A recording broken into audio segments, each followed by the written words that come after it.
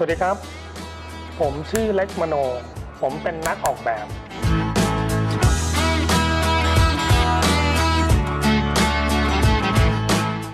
และเป็นนักสะสม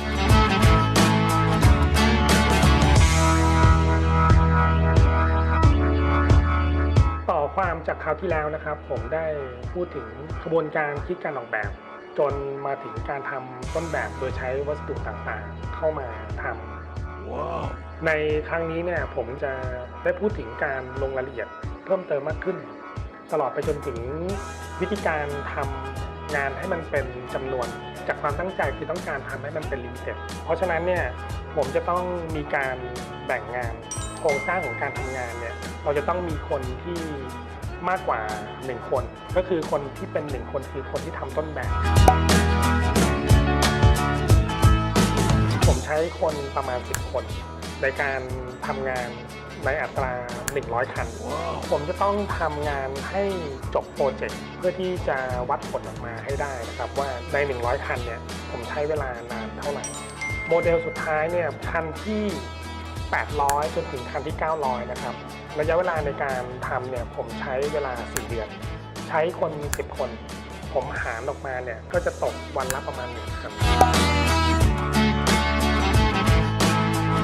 ผมต้องการทำแค่900คันเท่านั้นเองนะครับในทั้งหมดรวมกันแล้วเนี่ยทั้งหมด5โมเดล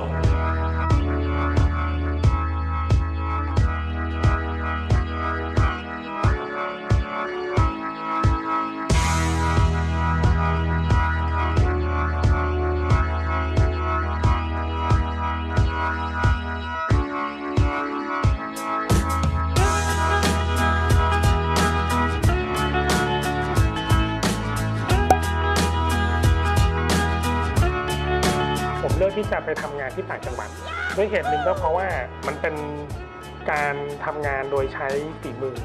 นะครับมันไม่ได้ใช้เครื่องจักรเข้ามานะครับมีการใช้เครื่องจักรเข้ามาเป็นส่วนประกอบอยู่เล็กน้อยนะครับไม่เกินสัก 20% เพราะฉะนั้นเนี่ยเราจึงต้องแบบค่อนข้างที่จะควบคุมคอนโทรลงานให้เหมือนกันทุกชิ้นส่วนผมต้องการที่จะกระจายงานเนี่ยออกไปสู่สาธารณะมากขึ้นเราจะทำให้คนที่เขาเข้าถึงงานของผมเนี่ยอันนี้แหละเป็นสิ่งหนึ่งที่ผมเห็นว่ามันมีความยากลำบากประมาณนึงเนื่องจากว่างานของผมเนี่ยใช้ระยะเวลาในการทำนานนะครับมันไม่ใช่งานแมสนะครับเราต้องทำมันเนี่ยให้มันเข้าใจเข้าถึงสำหรับคนที่เขาต้องการเสพงานของผมได้นั่นเองนะครับทุกครั้งที่มีคนเข้ามาเห็นเข้ามาชื่นชมเนี่ยมีความแปลกใจว่างานเนี่ยคืองานอะไรนะครับงานของผมคืองานแฮนดี้คราฟต์นะครับภายใต้การออกแบบวิธีการทำงานในแบบหนึ่งนะครับมีลูกค้าที่สนใจในชิ้นส่วนอะไรอย่างเช่นเขาสนใจเครื่องแบบนี้เขาต้องการซื้อเครื่องแบบนี้ก็มีนะครับมีลูกค้าที่สนใจในการนำเอาไปขายต่อก็มีบ้างนะครับผมจำเป็นต้องมีการดีไซน์แพ็กเกจให้เป็นแบบที่เหมาะสมกับเขาเหมือนกันก็คืองานที่ผมทำเนี่ยอย่างที่เล่าให้ฟังว่า900คันทำ9ปีนะครับในโมเดลหนึ่งที่ผมทำเป็นตัวโมเดลปืนใช่ไหมฮะผมก็ออกแบบแพ็กเกจอันนี้คือแพ็กเกจของเขาก็ทำให้มันมีความเป็นคันทรีอ่ะมันมีลักษณะวัสดุที่มันเป็นเหมือนหนังใช่ไหมแล้วก็มีฟังก์ชันการใช้งานที่เป็นแบบนี้ผมจินตนาการว่าอันนี้มันเป็นของขวัญชิ้นหนึ่งที่มีไว้ให้กับคนที่ชื่นชอบในมอเตอร์ไซค์ก็คือมันคือโมเดลชิ้นนี้นะครับในคนนี้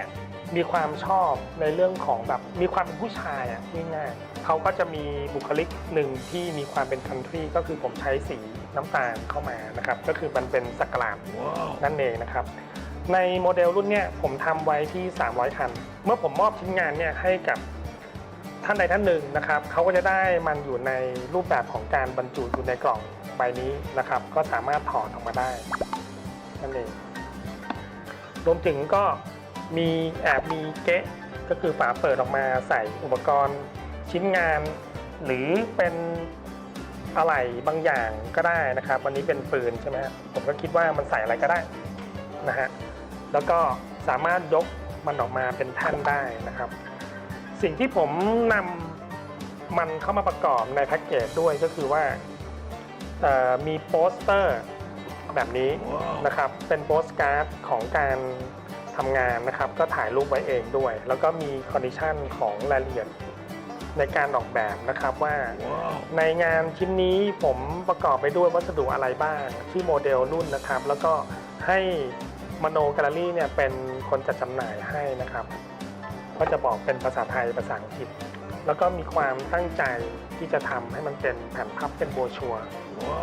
นะครับก็คือเป็นเรื่องราวเป็นสตอรี่หนึ่งที่แบบถูกทำขึ้นมาไว้นะครับอันนี้มันควบคู่กันไปด้วยแต่สิ่งสำคัญที่สุดเนี่ยในชิ้นงานเนี่ยผมทำไว้300คันผมก็จะทำให้มันมีใบเซอร์ติฟิเคตนะครับก็คือเป็นรุ่นกัน01มีทั้งหมด300คันใช่ไหมฮะอันเนี้ยตอนนี้คือลำดับที่058ใช่ไหมครับก็จะบอกรายละเอียดของคอนเซปต์เป็นภาษาไทยเป็นภาษาอังกฤษนะฮะแล้วก็ผมก็จะเซ็นไว้ด้วยว่าแบบก่อนจะได้มาเป็นชิ้นงานชิ้นหนึ่งเนี่ยมันต้องถูกออกแบบมันต้องถูกเรียงร้อยไปด้วยความตั้งใจมันก็ต้องไปค้นหาวัสดุอุปกรณ์ต่างๆสำหรับในโปรเจกต์ที่ผมทำงานออกแบบในครั้งนี้นะครับที่เป็นภายใต้การทำงานในรูปแบบของมอเตอร์ไซค์ก็จะเห็นว่าชิ้นงานของผมเนี่ยเดิมทีเนี่ยมันมีตัวเลขที่ถูกสแตมป์อยู่ในชิ้นโลหะนั้นอยู่แล้วใน900คันเนี่ยมันถูกสแตมป์แบบเหมือนแรนดอมมันไม่เหมือนกันสักคันนี้ผมเลยเห็นว่าผมสามารถที่จะนำเทคโนโลยีของบล็อกเชนเนี่ยเข้ามาผนวกได้ด้วยเช่นกันนะครับซึ่งบล็อกเชนเนี่ยมันมีข้อดีมากเลยระบบตัวเลขที่มันมีอยู่แล้วเนี่ยมันไม่สามารถเปลี่ยนแปลงแก้ไขใดๆได้ทั้งสิ้นนะครับนั่นหมายความว่าคนที่ถือครองชิ้นงานเนี่ยเขาจะรู้ได้ทันทีว่าเขาคือคนที่ถือของที่เป็นออริจินอลสำหรับผมเนี่ยผมคือคนที่สร้างสรรค์ชิ้นงานผมยังไม่ได้เป็นที่รู้จักของคนในวงกว้างนะครับผมก็คือเป็นนักออกแบบคนหนึ่งแต่เมื่อผมนำชิ้นงานของผมเนี่ยมาผนวกเข้ากับระบบบล็อกเชนมันจะทำให้ชิ้นงานนั้นเนี่ยเป็นที่ยอมรับเป็นสากลก็หวังว่ามันจะเป็น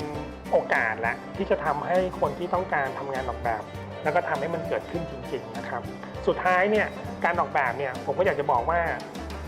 การออกแบบที่ดีสำหรับผมในการทำงานที่ผมเรียนรู้นะครับคือ